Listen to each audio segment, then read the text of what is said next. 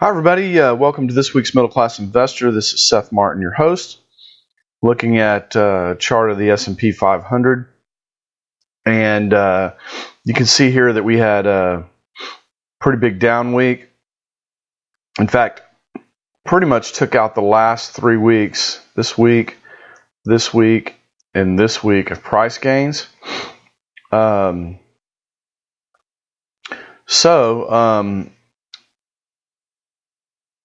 You would think that would be, kind of definitive, but really I think what we need to do is we need to see, because this is an uptrend. You can see here, you can see the price kind of moving. It's not really overlapping a lot. And so I think there's pretty good odds that we can get up here into this new high area around this blue box.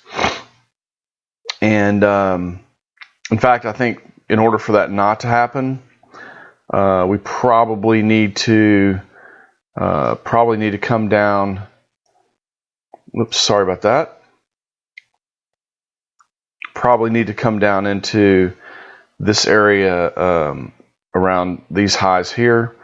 I think I can draw them here. Let me see. Kind of in this zone right here. If we were to get into this zone around between 2000 and 1975, I think you could probably say that this uptrend is probably no longer intact and probably is in fact rolling over. Now, keep in mind this is a lower high, okay, on the S&P 500. However, we did get new highs in the NASDAQ 100. Which we can look at here. That's the dollar, is it NDX? Yeah, NASDAQ 100. So if we zoom in here on the NASDAQ 100, clearly you can see there's a new high right here. And the interesting thing, though, about the NASDAQ 100, and is really, I got to be honest with you, this market's got me a little bit confused here at this juncture, just because this whole move in the NASDAQ 100 was just, literally 5 or 6 stocks created this move. So Amazon is one of them. You can see we had a really strong move in Amazon here. Facebook is one of them. Alphabet or Google is one of them. Probably leaving some out. Apple to a lesser degree.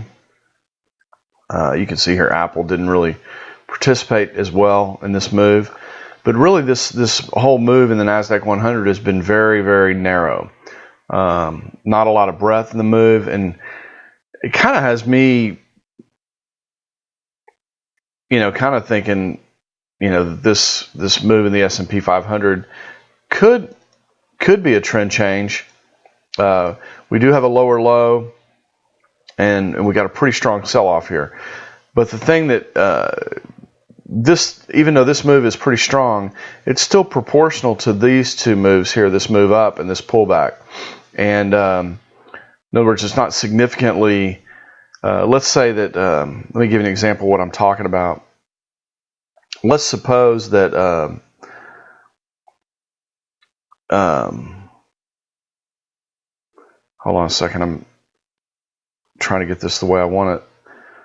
All right, that's pretty good. Let's just suppose this move was more like this, to there and to there, and then up. And then you had this big pullback like we had this past week. Then I would say there might be more to this move, and you might get a little bit of a correction and then, more down. But the reality is this move is proportional. If you look at from here to the lows, from there to there, this pullback right here, this pullback right here is not really that significant relative to this. So I think what you're going to have to see is the market pull back into this area right in here and start to go through this area. And then if it goes through this area, I think we can say that's the top. or back here was the top, and this is just a counter trend rally, and we should expect some increased selling going this way. But at this point, it's a little too early to tell. Although this was a pretty strong down week. I mean, it was across the board selling, from leaders to laggards to everything in between: retail, semiconductor, biotech, technology. In fact, let's just do that now. Let's look at some charts of the sectors. Let me zoom in a little bit. Let's look at like a 9-month chart. So this is the semiconductor index, and you can see that we've had this downtrend, and we've rallied up into this level of resistance, and then it rolled over. The XLY is the consumer discretionary sector. Now you can see here, or maybe you can. What I see here is I see a potential another move up into this area potentially, and then a pretty violent sell-off all the way back down to here. But I mean, this could be it. It's kind of in a no man's land right now. And in fact, if this got down, looking at consumer discretionary, if it got down into this zone right here, around this price level, and went through this zone into this 73 area, then this uptrend is over, and this is rolling over and going lower. And what I'm looking for here, when I do that, is I'm looking for this first move up. I'm looking for this price action to travel into that first move up area and through it. And if it does, then I say this trend is over. Let's see what else we have. Consumer staples, really just kind of sideways. I mean, all this right here is sideways for the last 9 months. Healthcare starting to roll over. We had this big sell-off in August and this chop back up, but now we're starting to roll back over. So it looks like healthcare to me is just in the early stages of creating a new downtrend.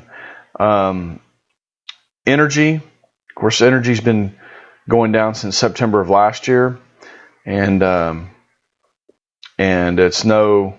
Now this is I can't remember the difference in this one, but I mean, XLE has like service companies and oil companies and everything in between. It's energy. It's like energy all over. So it doesn't look as severe. This downturn doesn't look as severe as say the commodity oil, but nonetheless, it's still down.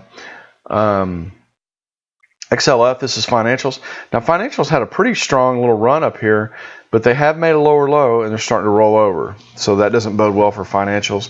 And if you looked at Citibank, you can see how it looks. It looks fairly weak here.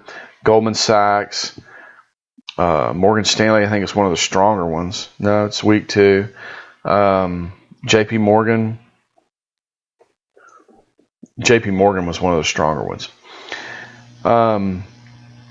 XLU, this is the utility sector. So anytime interest rates start to go up, utilities start to sell off because they're very capital intensive and usually require some sort of debt structuring to create utilities. So generally speaking, utilities go up in a falling interest rate environment, and they go down in a rising interest rate environment.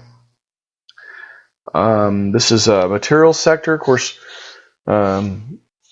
Copper, gold. I mean, if you look at FCX, Freeport-McMoRan, I mean, it's been going down. Let's go back to a 2-year chart. You can see it's been going down for a long time, and it really spiked down here back in September, and has been kind of making a counter trend rally here, and is now resuming its downtrend.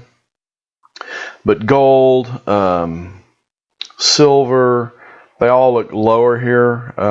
Gold is really the one that has gotten me a little bit confused, because I really thought gold was done going down back in this area, but it's chopped up and then rolled back over again.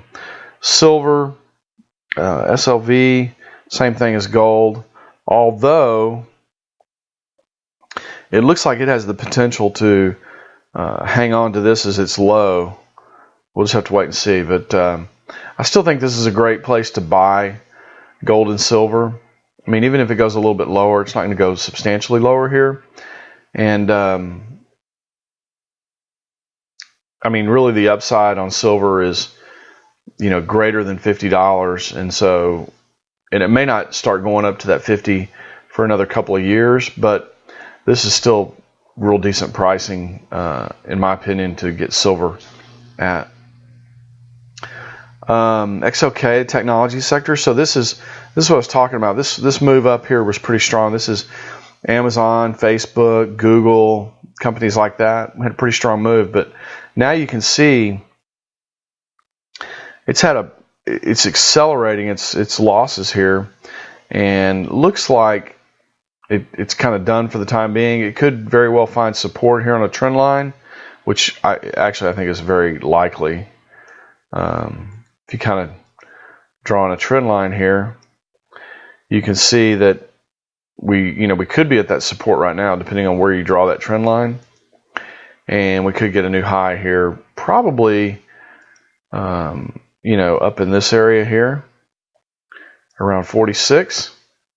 So technology, none of these things die like overnight, right? They kind of die hard. So they go down, and then they have a strong counter trend rally, and then they go down again, and that's really that second time down is the time that really kind of puts an exclamation point on things. You can see here oil and gas equipment is down. No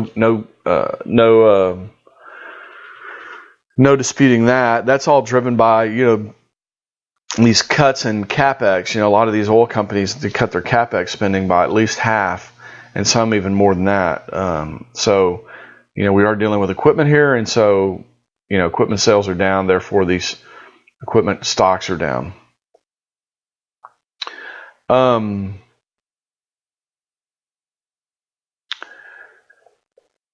I was gonna maybe go through some individual stocks, but I think maybe we'll just get back to our normal routine here. Let's look at the VIX. Since we look at the S&P 500, let's take a gander at volatility here. For the last, let me go to a weekly. For the last week here, and you can see I drew this circle here. I don't know, sometime this past week, and this tends to happen at at inflection points. You get a cluster of price action, and then a break of that price action, a cluster of price action, and then a break. And that's kind of what happened here. We chopped around here for a few weeks, and then boom, volatility soared. And pretty big week in volatility. I don't know that we're done. I mean, we could come down here a couple of times before we really get a new pop in volatility above this previous high around 56. So we'll just keep an eye on it. I've talked about this last time, but the other indexes like the Wilshire 5000, the Russell 2000, these stocks all made lower highs. I mean, you can see here that the Wilshire really looks more counter trend at this point, because you got this new high back here, and you got this downtrend, and you got a pretty substantial candle right here. I mean, like I said, it's wiped out 1, 2, really 4 weeks of gains if you think about it, because it comes all the way back to this week, and the close of this week was right here. And you can see we closed below the actual opening of this week. So, there's been quite a few gains wiped out just in this 1 week. And that usually is not a good sign. And money has been flowing into, the Dow Jones Industrial Average. And you still, by the way, speaking of Dow Jones, you still have that divergence in the transportation and industrial averages. And so, as long as that's intact, your Dow theory,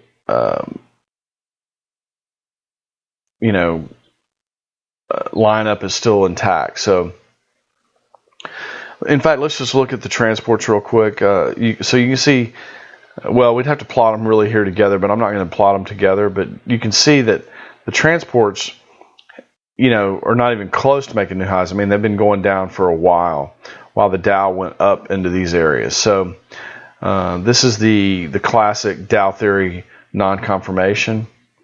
And so far, it's still intact. So we'll keep an eye on that.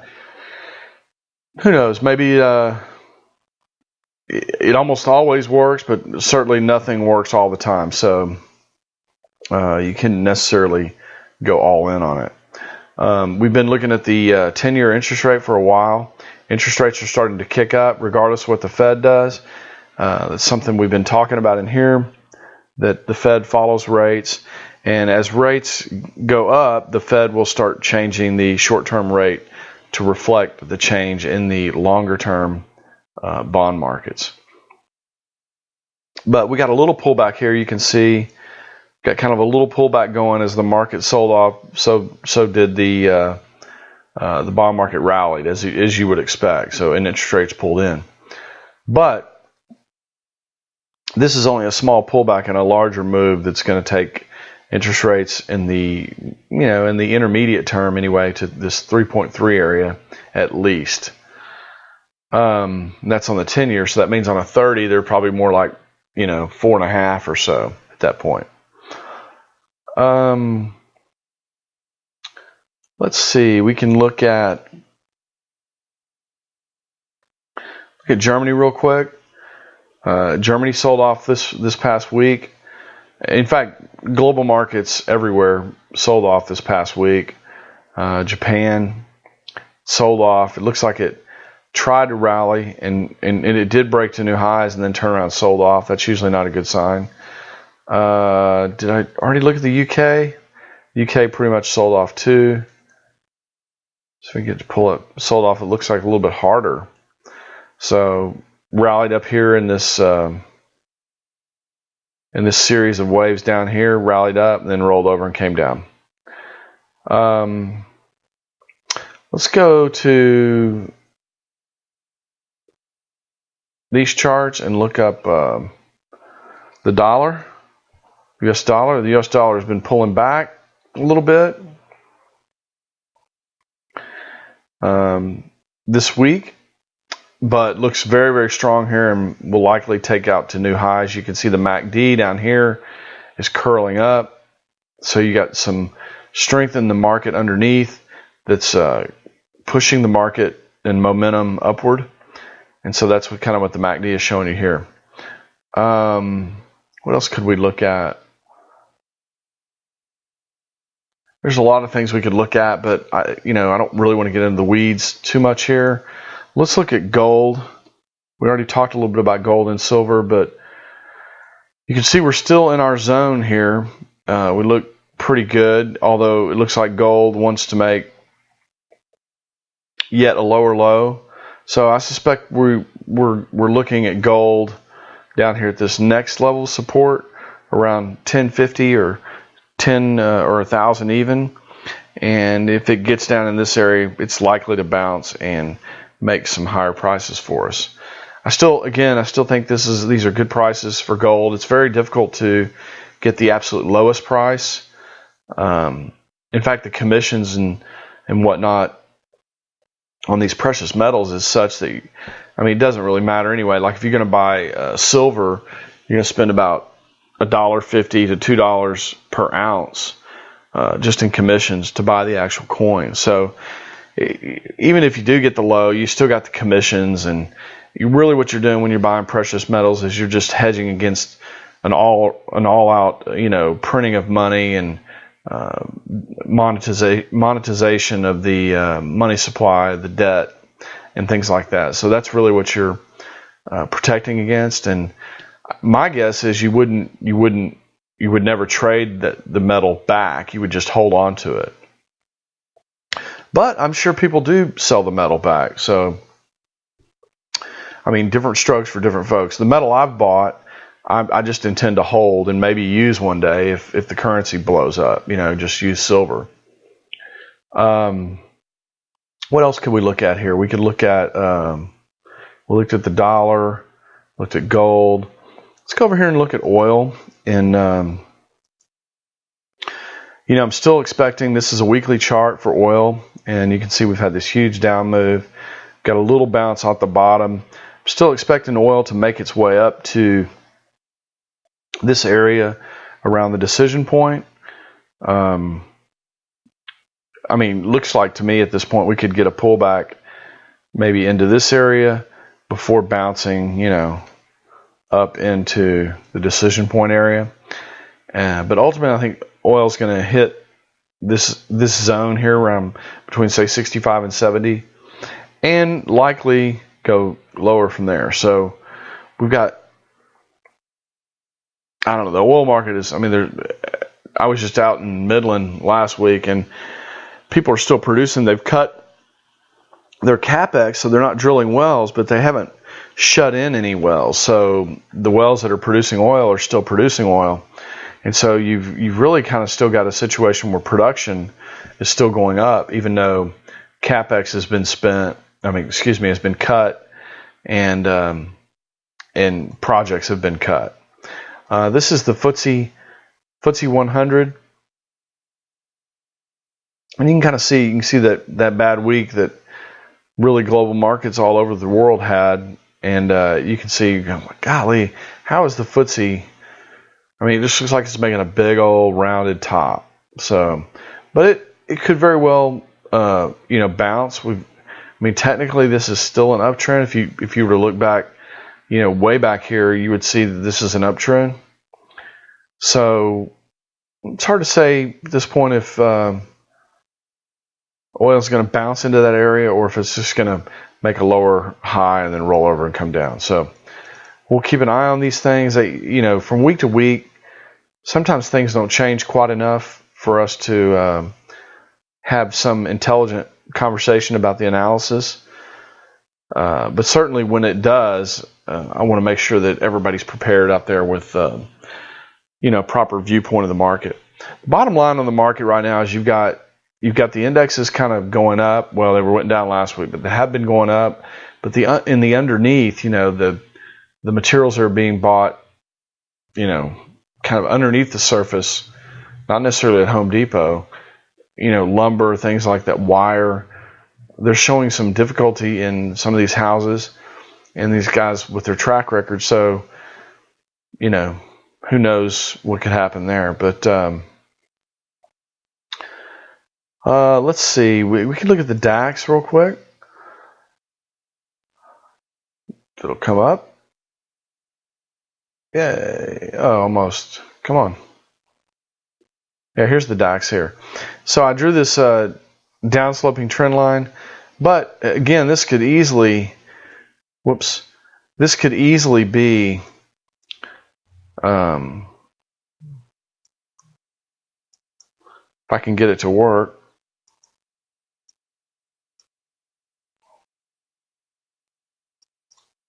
Well, sorry about this, y'all. I'm clicking on stuff, but it's not doing what I want it to do. So, well, that's a little bit better. But we could easily see, the DAX move up into this area. I don't know. I'm not looking for that. I'm not trading any of these things right now because they literally, I know this sounds kind of cliche and silly, but literally this could go this way or it could go this way. It's just not in a place right now where you can really discern a lot about the direction. I think we'll know a little bit more early to mid next week. For example, if the S&P 500, where is it? There it is. If the S&P 500 bounces a little bit, maybe into this area and then rolls back over, well then, it's not looking too good for bullish. But technically, if you draw a line under this from here to here, technically that's an uptrend, still. So that's an upsloping line, and traditionally, these lines of support and resistance actually do mean something, and traders do look at them. So I wouldn't ignore the possibility of bouncing from here and going higher, but it could be. You just need to, if you do that and you make a mistake and you guess wrong, then you just need to get out quick and cut your losses short. Man, that is really about it this week. There's been just crazy stuff happening in the culture. Some of you know that, Elliott Wave in socionomics really looks at the culture very carefully when it's looking at the stock market and the likely direction for the stock market.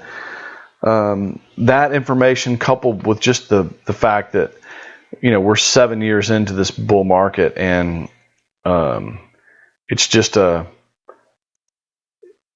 not likely for the market to go up substantially from here. It's more likely that it chop and then slowly roll over and accelerate that rollover to the downside. That's the more likely scenario. But until it actually gives us evidence of that, we have to respect the upside potential and make sure we're not on the wrong side of the market when we're investing in stocks and options and our 401ks and things like that. So that's about it, everybody. I just want to remind you of two things. We've got Twitter at the @investor class. You can find the Middle Class Investor there. And then also you can go on YouTube and search for Middle Class Investor and find a whole bunch of videos there. Feel free to comment. If I see your comments, I will respond to them.